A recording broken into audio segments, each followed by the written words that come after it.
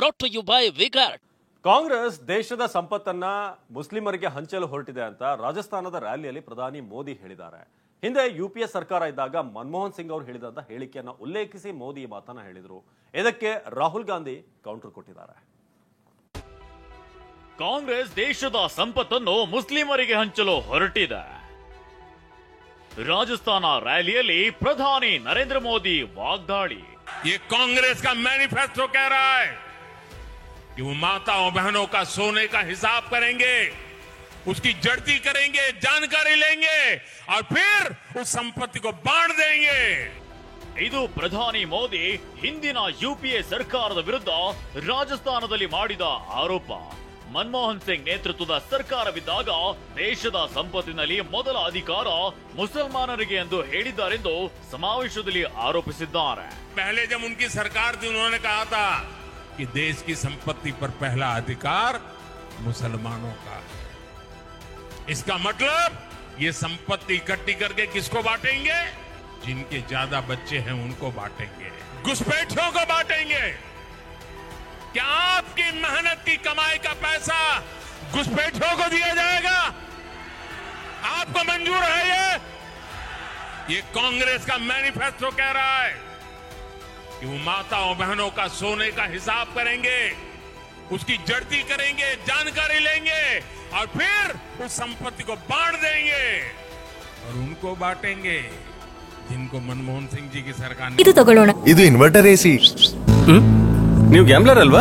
Gambler ಜೂಜಾಡ್ತಿರಲ್ವಾ? ನೀವು ಜೂಜಾಡ್ತೀರಾ? ಇಲ್ಲ, ಯಾರು ಏನು ಹೇಳಿದ್ರು ಅಂತ ನೀನು ಎಷ್ಟು ಕಾಸ್ಟ್ಲಿ ಹಾಗೂ ಡೆಲಿಕೇಟ್ ಎಸಿ ತಗೊಂಡು ಸ್ಟೆಬಿಲೈಸರ್ ತಗೊಳ್ಳಿಲ್ಲ ಅಂದ್ರೆ ಇದು ಜೂಜಾಟ ತಾನೇ. ಒಂದೇ ಫ್ಲಕ್ಚುಯೇಷನ್ ಗೆ ನಿಮ್ಮ ಇನ್ವರ್ಟರ್ ಎಸಿಯ ಪಾರ್ಟ್ಸ್ ಡ್ಯಾಮೇಜ್ ಆಗಬಹುದು. ಅದನ್ನು ವಿಗಾರ್ಡ್ ಉಪಯೋಗಿಸಿ ಸುರಕ್ಷಿತವಾಗಿರಿಸಿ. V Guard, India's number 1 stabiliser. कहा था कि संपत्ति पर पहला अधिकार मुसलमानों का है. भाइयों बहनों, ये अर्बन नक्सल की सोच, मेरी माताओं बहनों, ये आपका मंगल सूत्र भी बचने नहीं देंगे. यहां तक जाएंगे मैं कहने आया. ಪ್ರಧಾನಿ ಮೋದಿ ಯುಪಿಎ ಸರ್ಕಾರದ ವಿರುದ್ಧ ಮಾಡಿರೋ ಗಂಭೀರ ಆರೋಪಕ್ಕೆ ರಾಹುಲ್ ಗಾಂಧಿ ಟಾಂಗ್ ಕೊಟ್ಟಿದ್ದಾರೆ. ಮೊದಲ ಹಂತದ ಮತದಾನದ ನಿರಾಸೆಯ ನಂತರ ನರೇಂದ್ರ ಮೋದಿ ಅವರ ಸುಳ್ಳಿನ ಮಟ್ಟ ಎಷ್ಟರ ಮಟ್ಟಿಗೆ ಕುಸಿದಿದೆ ಅಂದ್ರೆ ಭಯದಿಂದ ಅವರು ಈಗ ಸಾರ್ವಜನಿಕರನ್ನ ಸಮಸ್ಯೆಗಳಿಂದ ಬೇರೆಡೆಗೆ ತಿರುಗಿಸಲು ಬಯಸಿದ್ದಾರೆ. ಕಾಂಗ್ರೆಸ್ನ ಕ್ರಾಂತಿಕಾರಿ ಪ್ರಣಾಳಿಕೆಗೆ ಅಪಾರ ಬೆಂಬಲ ಸಿಗ್ತಿದೆ. ದೇಶವು ಈಗ ತಮ್ಮ ಸಮಸ್ಯೆಗಳ ಮೇಲೆ ಮತ ಚಲಾಯಿಸುತ್ತದೆ. ಉದ್ಯೋಗ, ಕುಟುಂಬ ಮತ್ತು ಭವಿಷ್ಯಕ್ಕಾಗಿ ಮತ ಚಲಾಯಿಸುತ್ತದೆ. 2006ರ ಡಿಸೆಂಬರ್ ತಿಂಗಳಿನಲ್ಲಿ ಸರ್ಕಾರದ ಹಣಕಾಸು ಆದ್ಯತೆ ಬಗ್ಗೆ ನಡೆದ ನ್ಯಾಷನಲ್ ಡೆವಲಪ್ಮೆಂಟ್ ಕೌನ್ಸಿಲ್ನಲ್ಲಿ ಭಾಷಣ ಮಾಡಿದ್ದನ್ನ ಪ್ರಧಾನಿ ಮೋದಿ ಉಲ್ಲೇಖಿಸಿದ್ದಾರೆ. ಈ ಬಗ್ಗೆ ಮಾಜಿ ಪ್ರಧಾನಿ ಮನಮೋಹನ್ ಸಿಂಗ್ ಕಚೇರಿಯಿಂದ ಸ್ಪಷ್ಟನೆ ಕೂಡ ಹೊರಬಿದ್ದಿದೆ.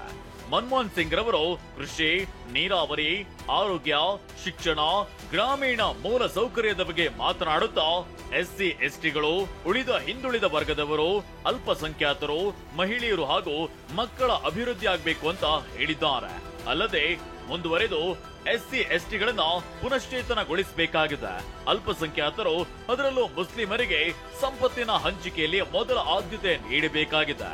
ಅಭಿವೃದ್ಧಿಯ ಫಲದ ಹಂಚಿಕೆ ಅವರಿಗೂ ಸಮಾನವಾಗಿ ಆಗಬೇಕಿದೆ ಅಂತ ಹೇಳಿದ್ದಾರೆಂದು ಕಾಂಗ್ರೆಸ್ ಮಾಜಿ ಪ್ರಧಾನಿ ಮನಮೋಹನ್ ಸಿಂಗ್ ವಿಡಿಯೋ ಮೂಲಕ ಸ್ಪಷ್ಟನೆಯನ್ನ ಕೊಟ್ಟಿದೆ. We need to be revitalized. We will have to devise innovative plans to ensure that minorities, particularly the Muslim minority, are empowered to share equitably in the fruits of development. They must have the first claim on our resources. ಚುನಾವಣಾ ಪ್ರಚಾರದ ವೇಳೆ ಪ್ರಧಾನಿ ಮೋದಿ ಹೇಳಿಕೆಗೆ ಕಾಂಗ್ರೆಸ್ ನಾಯಕರು ಕೆಂಡಾಮಂಡಲರಾಗಿದ್ದಾರೆ.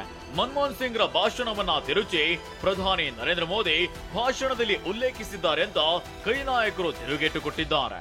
ಪ್ರಧಾನಿ ಮೋದಿ ಅವರ ಸಂಪತ್ತು ಹಂಚಿಕೆಯ ಮಾತು ಇದೀಗ ಕಾಂಗ್ರೆಸ್ ಬಿಜೆಪಿ ನಡುವೆ ಮತ್ತೊಂದು ವಾಗ್ಯುದ್ಧಕ್ಕೆ ವೇದಿಕೆ ಒದಗಿಸಿಕೊಟ್ಟಂತಾಗಿದೆ.